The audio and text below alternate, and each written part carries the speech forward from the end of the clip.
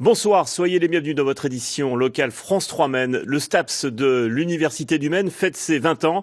Cette filière forme les futurs professionnels du secteur du sport, des profs d'EPS, mais pas seulement, comme l'ont constaté Juliette Dubois et Christelle Massé. Allez, c'est parti. Dernier partiel pour ces étudiants de licence. Ce matin, ils planchaient sur les activités de combat. Le département des STAPS où ils étudient fête ses 20 ans cette année, mais reste assez méconnu. Si on pense immédiatement aux professeurs d'éducation physique, l'offre est bien plus variée pour les 850 étudiants de la section. Il a fallu diversifier les métiers. On a ouvert à partir des années 2000 la filière santé, la filière d'activité physique adaptée.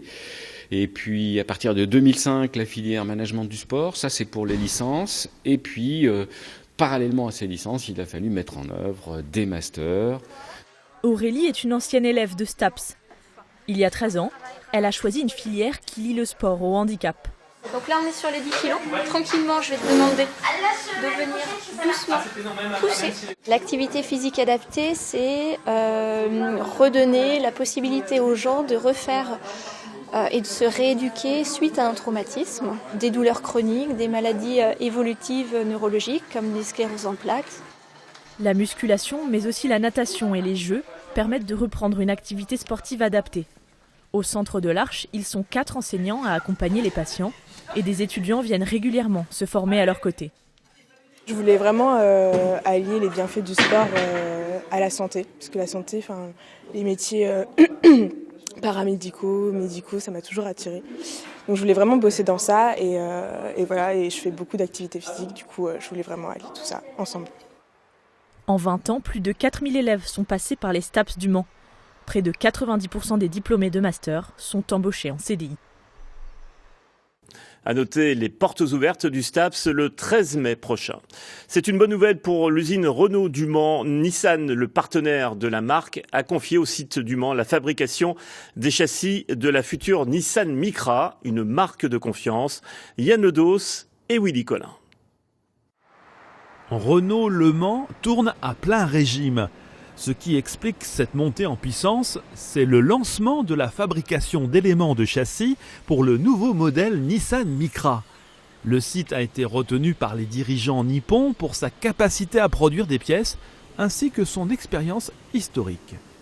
Pour faire ça, on s'est appuyé sur des lignes qui existaient, des moyens existants. Puis Nissan a quand même mis au pot une douzaine de millions d'euros pour compléter l'existant et faire en sorte qu'on ait des lignes de production capables de produire ces berceaux, essieux, bras de suspension, pièces mécaniques qui équipent donc la Micra.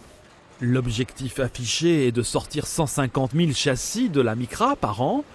Pour ce faire, il a fallu revisiter le modus operandi.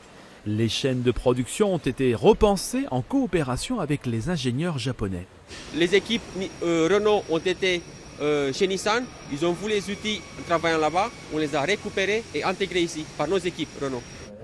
La Nissan Micra représente 8% de l'activité de l'usine Mancel.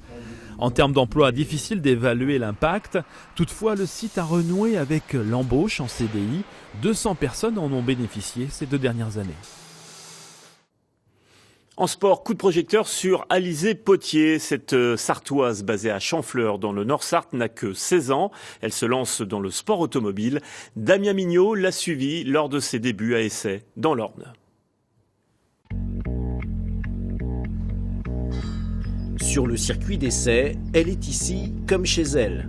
Un terrain de jeu où cette adolescente s'apprête à disputer sa première course de rallycross. Je m'appelle Alizée Potier, j'ai 16 ans et je suis lycéenne en classe de première ES.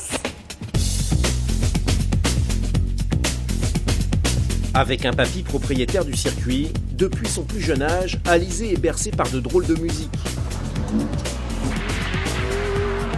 Sous son capot, 133 chevaux hurlants lui donnent des sensations uniques. Une fois qu'on est derrière le volant, quand on fait nos procédures de départ, on entend le moteur qui ronronne. Et après on est parti, on passe les vitesses et on voit que on entend notre moteur et c'est juste génial, quoi.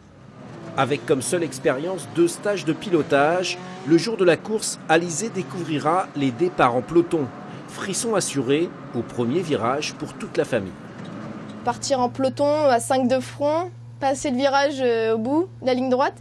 C'est sûr que j'appréhende un peu, mais bon, il va falloir que j'y aille et on va tout donner. Il y a des jeunes furieux, ils vont pas lui faire de cadeaux, les filles elles sont acceptées, mais bon, les gars qui se font doubler par une fille, c'est pas toujours bien vu. Donc au bout, oui, il y aura une appréhension. Au volant de sa Twingo R1, Alizé se donne une saison pour apprendre, mais attention, sous ce casque se cache une compétitrice. Un mot de basket pour vous dire que le MSB a mis fin à une série de 5 défaites consécutives en championnat. C'était à Dijon hier soir. Un succès 74-66 qui assure le maintien du club en Pro A. On retiendra les 8 points et 13 rebonds de Willy Guettet. Prochain rendez-vous samedi à Antares. Le MSB recevra Antibes. À suivre l'actualité nationale et internationale. Je vous laisse avec quelques notes de l'Europa Jazz Festival. On rentre dans le grand final du festival. Nous y reviendrons dans notre édition de demain à 19h15.